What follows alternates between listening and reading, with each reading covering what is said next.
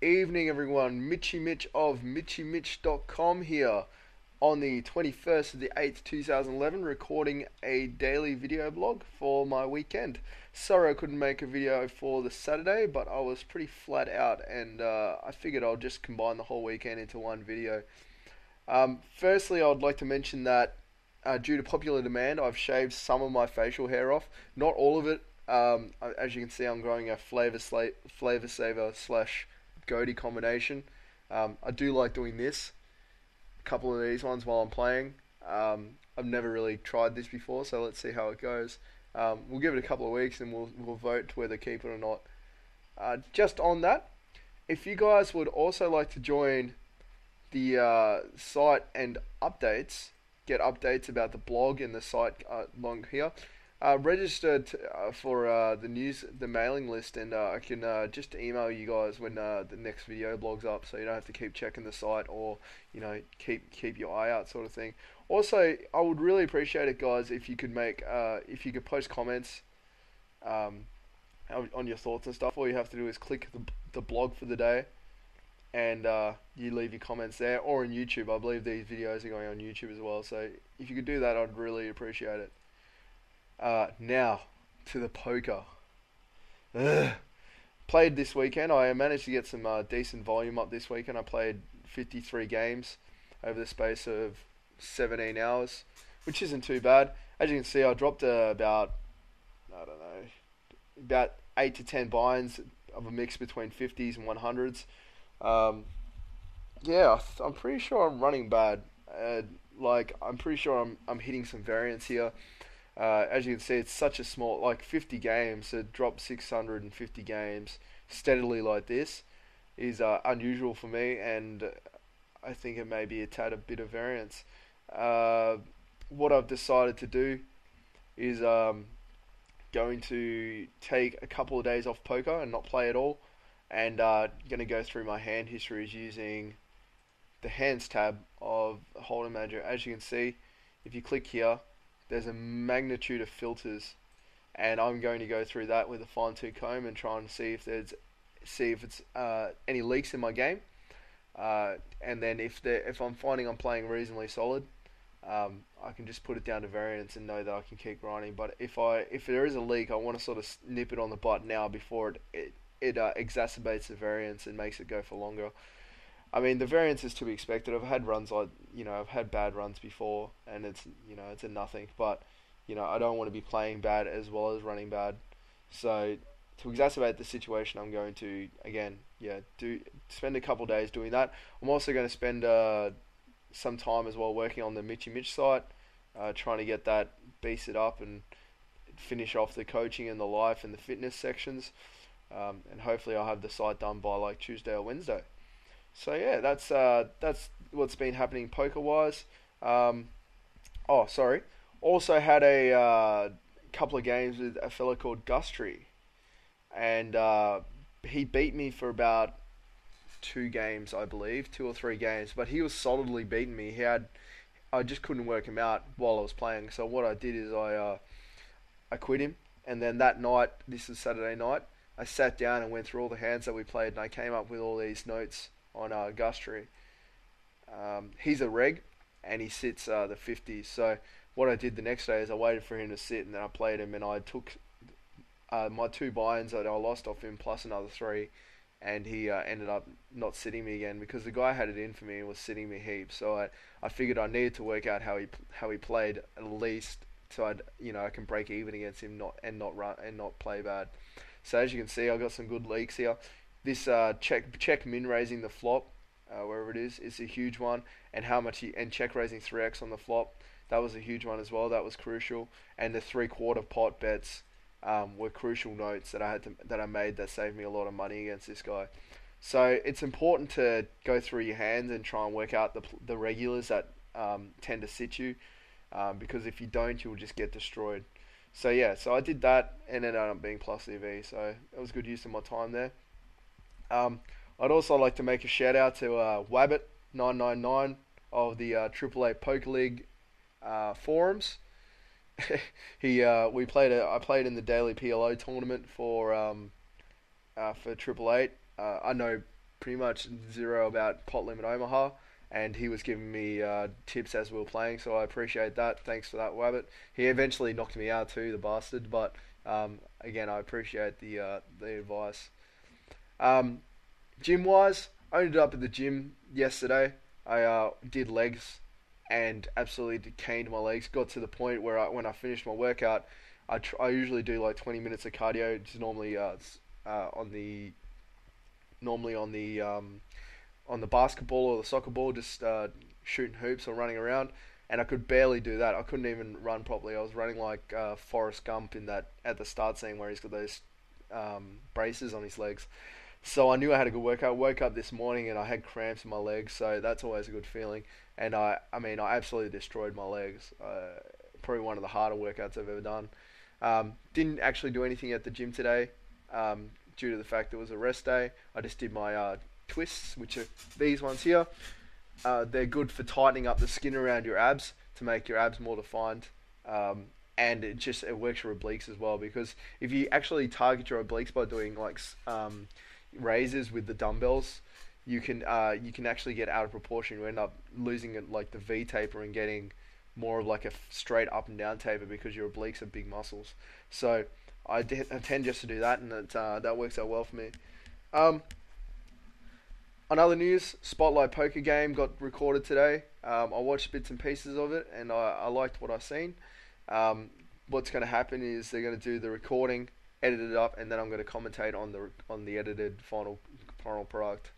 I offered to do it through Justin TV, but that didn't actually. That they ended up going with a different path, which I'm happy with. As long as I get to put my voice over it, it's a good test for me. So yeah, and that was pretty much everything that happened on the weekend. What I'll do now is go through a couple of hand histories. As you can see, I end up making a lot of hand histories. These are just for the weekend, as you can see up here. So I'm just going to pick a couple of random ones here. This one looks okay. Let's see what I did here. So we'll get rid of the villains cards. So I raised to 60, stay on the line. I don't know why Holder Manager is not popping up stats, but that's okay. He min re-raises. I get it in. Okay, well, it's standard. Whatever. Let's have a look at a couple. I had a couple of good ones up here. Let's see what this one is here. So I raise 8s and I get flattered. Now this is Gustry. So he's my villain. He re-raises there, so he's pretty much telling me he's got like a top pair or a draw here. So I obviously re-raise to get in. And he jams and he calls. And he has 6 deuce. Runs like God. Hits his gut shot. Okay, so that was a read. Once I would normally just flat behind there. Or just flat the raise. Or just like min 4 bet. But I knew that because he didn't bet half pot. Like he didn't 3 bet half pot. I'll check raise half pot, sorry. I knew that he had some kind of piece of this and he was committing. Even it's a minute amount, but it was enough to get a read on the kid. Here, ace deuce. It's a short stack, so not even worry about that hand here. 8-9. Let's see what I do with this. Gustry again. As you can see, I played a couple of games with him. Bet 60. He raised 180. Now I flat here because if I flat here and the board comes out right, he's going to fold. He's going to be doing this with a lot of flush draws and stuff like that. A lot of straight draws. And as you can see, he checks back to me. Now, if he had a hand here, he would bet 3/4 pot. I guarantee it. So him there could be like some kind of like gut shot, maybe a 7 as well. And he could definitely put me on a 2 or a jack here. So he bets 360. Oh, sorry, I bet 360 and folds. Okay. So my line there was basically, if he checks on the turn, I'm going to bet. If he bets 3/4, I'm just going to fold. That's why I chose that hand, because I have showdown value as well, being if I hit a gut shot or luck out on him. So it's a hand with instant feedback. I'm not going to commit too much chips by the river. Even if he flats me on the turn, I can just barrel him on the river. The board's so just uncoordinated. But yeah, that's that hand there. So a hand here we have against Gustry as well. So I raised at 60. He min raises me. He 3x raises me, which is like stuff like ace x kind of hands, and 6-7 plays well against that. And I flat. He checks. I bet half pot and he folds. Okay, so I made a note there that if he check calls, he's got middle pair, but he's going to be check folding a lot of flops. Okay, so just that comes down to notes here. I just limp behind. Figure like he's giving me a free card, so I check and he checks. Turn is an 8, doesn't change the board at all, so I lead out at it and he flats. Now, obviously, I didn't make my hand here, but I think about it and go, what kind of hands does he check call in there? There's going to be a lot of like draws, a lot of like just ace X kind of hands because this guy likes getting to showdown. He'll like check call with his top pairs and bet out with his worse hands. So on the river here, I decide to double barrel bluff. The only way I can win the hand is by taking a stab at it, and he's folding a lot of his range, especially if he has like an ace X hand. I could definitely have a jack, a queen, or a 7. I could have him dominated too, so I think he's going to be folding even though I'm short. And if he does have a hand, he's going to jam. So it's either jam or fold. So there's more likely to going to be. He's never really flatting there with an ace because I'm so short. But here we have 8-10 against Gustry again. I must have already had hands with Gustry. It's weird. So here, flop 2 pair, always nice. He checks. I bet 60. He re-raises 180. I get it in. He calls off with 10-4 with the draw. Again, it was a note. I knew that he'd call out. If I didn't, I would just, I'd be more hesitant to get it in with 2 pair. That's too strong. But I knew that he'd be getting it in. Okay. I'm going to go a couple of hands here. Okay, here's one. So A.T. Walker, I believe he was a bad player. Min Ray is obviously on the button, and he checks back. Now this guy was super passive, if I remember correctly, and I take a stab at the pot, and he folds. Standard stuff there. Reason why I took a stab there is because he folds a lot of his range. Pretty much, if he doesn't have a heart, he's never calling. He may fold a 4. He may, and I would double barrel a board like that. Let's see what I do here. So 10-5 against Hilarious. Don't really remember this guy. I check. He checks. I bet out half, and he flats. Turn, it's another 10. He checks. I bet out 3/4 because I know if he's got a draw, he's going to call. 4s are going to call here because he's not going to put me on a 10 anymore. Mid pockets are going to call, and he does. River is a 4. So now I've got the Bookermints. I'm just going to show you his cards just to give fire for effect.